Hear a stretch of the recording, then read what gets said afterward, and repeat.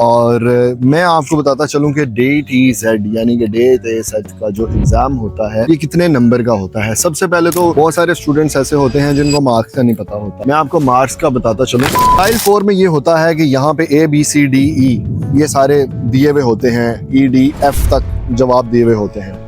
अब इनमें से ये 3 डब्बे यहाँ पे दिए हुए होते हैं, ये 3 डब्बे। इसी तरह के जो लेजन मैंने आपको बताया था, रीडिंग को यहाँ पे लेजन कहा जाता है। रीडिंग के जो मार्क्स होते हैं वो जनाब होते हैं आपके पास। इसी तरह से आपका श्राइबन जो मैंने आपको बताया था लिखने का टेस्ट होता है, श्राइबन के आपके नंबर होते हैं 33 नंबर लेने के बाद आप पास हो जाते हैं। उसमें से अगर आपने 15 नंबर ले लिए हैं तो आप पास हो जाते हैं। Hello guys, welcome back to the German chapter. जैसे कि हमने पिछली वीडियो में A1 लैंग्वेज से लेके B1 लैंग्वेज करने तक का अरसा डिस्कस किया था।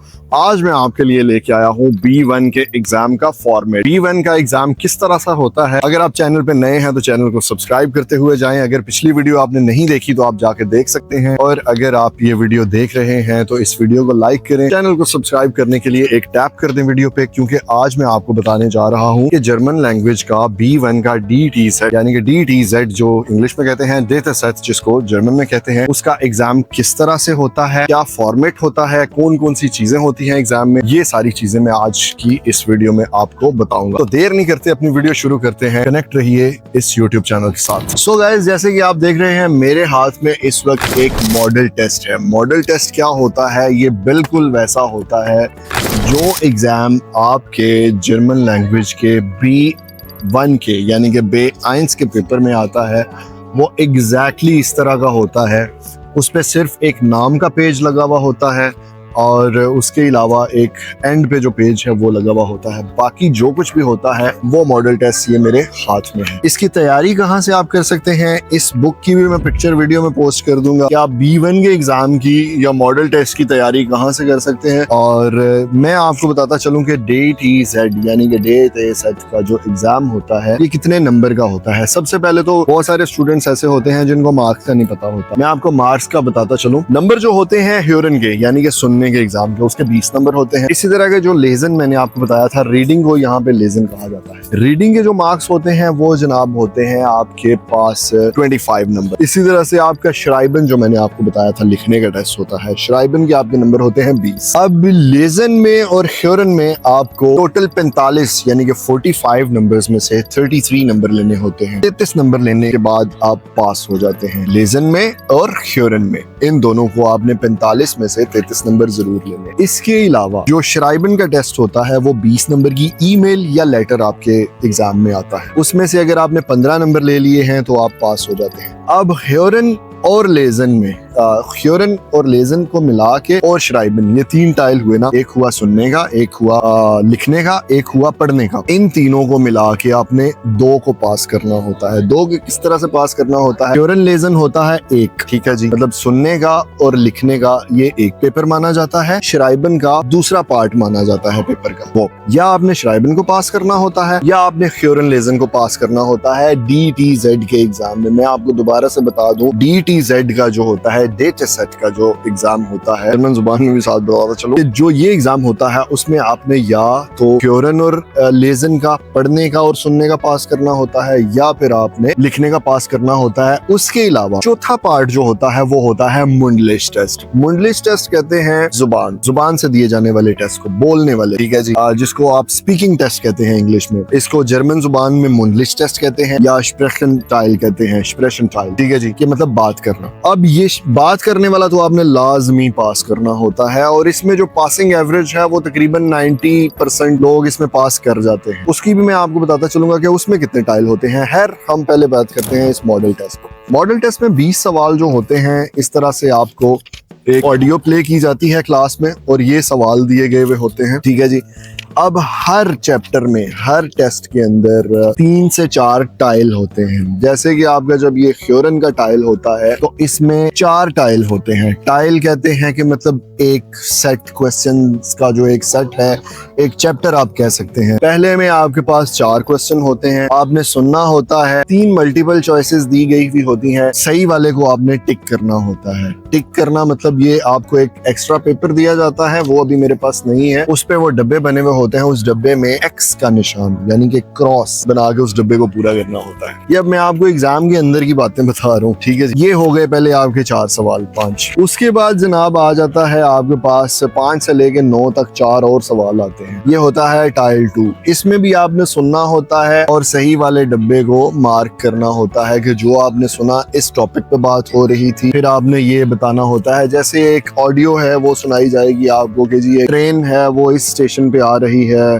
दूसरी ट्रेन जो है वो इस स्टेशन पे आ रही है, तीसरी जो ट्रेन है वो for example station number C पे आ रही है। तो आपको सुनना होगा कि जो मेरे वाली ट्रेन है ए, बी या सी, वो कौन से वाले प्लेटफॉर्म पे आ रही है, वो आपको टिक करना होता है। इसी तरह से टाइल 3 जो होता है ह्यूरन का, उसमें ये होता है कि जनाब आपके पास जो सवाल आते हैं वो है जैसे दो लोग आपस में बात कर रहे हैं, मैं किसी और से बात कर रहा हूँ, ठीक है। तो सबसे पहले तो आपको उसमें ये बताना होगा कि मैं किससे बात कर रहा हूँ। मैं अपने किसी दोस्त से बात कर रहा हूँ, मैं अपने किसी टीचर से बात कर रहा हूँ, मैं अपने किसी छोटे बच्चे रिश्तेदार से बात कर रहा हूँ। तो ये सवाल ऊपर दिया गया होगा कि असद जो है वो किससे बात कर रहा है, क्या वो अपने दोस्त से बात कर रहा है। नीचे आंसर होगा राइट या फिर होगा ट्रू या फॉल्स, जो इंग्लिश में होते हैं। इसको जर्मन में कहते हैं रिश्तिश oder फॉल्स, ठीक है जी। ये अगर मैं आपको लगता है कि मैं अपने दोस्त से बात कर रहा हूँ तो फिर आपने कह देना कि राइट जी, ये जवाब ठीक है कि वो अपने दोस्त से बात कर रहा है। फिर उसी सवाल का पार्ट नंबर 2 होगा कि वो किस टॉपिक पे बात कर रहा है, ठीक है। मैं उससे क्या बात कर रहा हूँ, फॉर एग्जांपल मैं अपने दोस्त के साथ नई गाड़ी लेने की बात कर रहा हूँ, या मैं उसके साथ शॉपिंग पे जाने की बात कर रहा हूँ, या मैं उससे टाइम पूछ रहा हूँ। आपको ये बताना होगा जो बात है वो किस टॉपिक पे हो रही है। ये होता है टाइल 3 ह्यूरन का।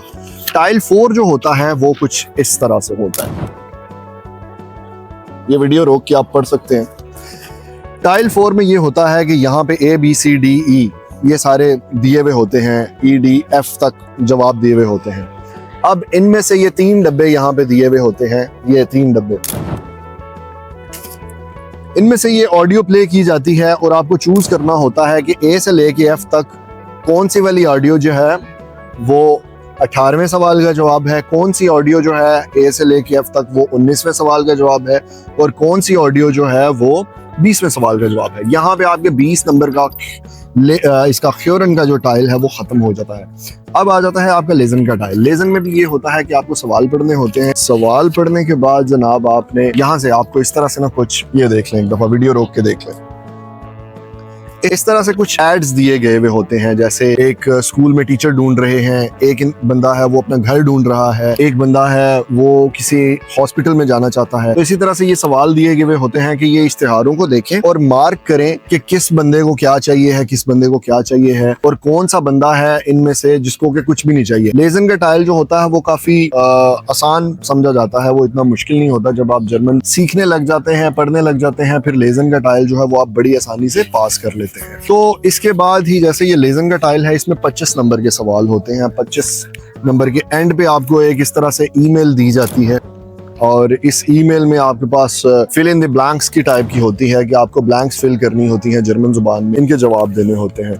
इसके बाद जनाब आ जाता है श्राइबन टेस्ट। श्राइबन टेस्ट में जो मेरे एग्जाम में आया था वो 2 ईमेल्स आई थी। 2 ईमेल्स इस तरह से थी कि एक ईमेल थी कि हमारा कोई क्लास फेलो हमारी है जो कि अपने कोर्स को स्टॉप कर रही है क्योंकि उसकी कोई पर्सनल प्रॉब्लम है जिसकी वजह से वो अपना कोर्स जो है वो ड्रॉप करके जा रही है। तो ये चीज आपने अपने दोस्तों को बतानी थी, बाकी क्लास फेलोज को एक खत लिखना था, उसमें ये बताना था कि हमारी फलां फलां क्लास फेलो जो है वो कोर्स ड्रॉप कर रही है। दूसरा जो इसमें था वो ये था कि मेरा एक जानने वाला है जिसने एक मोबाइल फोन खरीदना है, उसने मुझे एक खत लिखा हुआ था और मुझे उस खत का जवाब देना था कि मैं उसकी कैसे हेल्प कर सकता हूँ मोबाइल फोन खरीदने में, या मैं उसकी हेल्प कर भी सकता हूँ या नहीं। तो मुझे उसको ये जवाब दे के बताना था कि मैं उसकी किस तरह से मदद कर सकता हूँ। ये मेरे एग्जाम में जो है वो 2 टास्क आए थे, टास्क कह सकते हैं, या जर्मन जुबान में इन्हें औफगाबे कहा जाता है। तो ये टास्क जो है वो मेरे टेस्ट में आए थे। इसी तरह से जब बात आती है मुंडलिश टेस्ट यानी कि स्पीकिंग टेस्ट की, उसकी हजारों वीडियोस जो है वो यूट्यूब पर पड़ी हुई हैं। अब उन वीडियोस में ये है कि आप देख सकते हैं कि वो एग्जाम जो है वो आपको हमेशा अपने एक पार्टनर के साथ देना पड़ता है।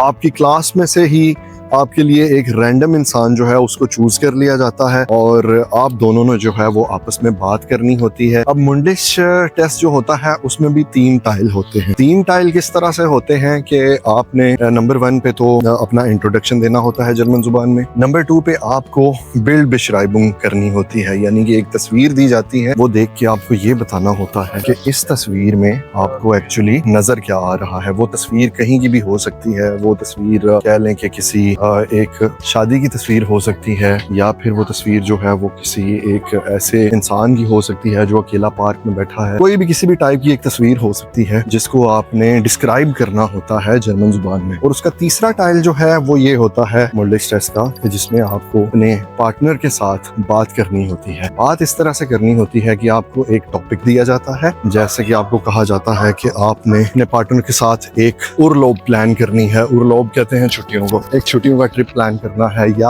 आपने अपने पार्टनर के साथ, आपका कोई दोस्त बीमार है उसका पता लेने जाना है, इस चीज को प्लान करना है। तो ये मुंडलिश टेस्ट में जो है वो 3 तरह के टाइल होते हैं। इसको पास करना जो है वो बहुत ही जरूरी होता है और इसकी पासिंग एवरेज भी बहुत ज्यादा अच्छी है। ज्यादातर लोगों को आके मसला बनता है लेटर राइटिंग में या ईमेल राइटिंग में, या फिर ह्यूरन के टेस्ट में कुछ लोगों को जो है वो मसला बनता है। तो मजीद जर्मन लैंग्वेज से रिलेटेड कोई भी किसी भी किस्म का आपका सवाल हुआ, आप कमेंट सेक्शन में मुझसे पूछ सकते हैं। और अगर आप चैनल पर नए हैं तो इसको सब्सक्राइब कर दीजिएगा।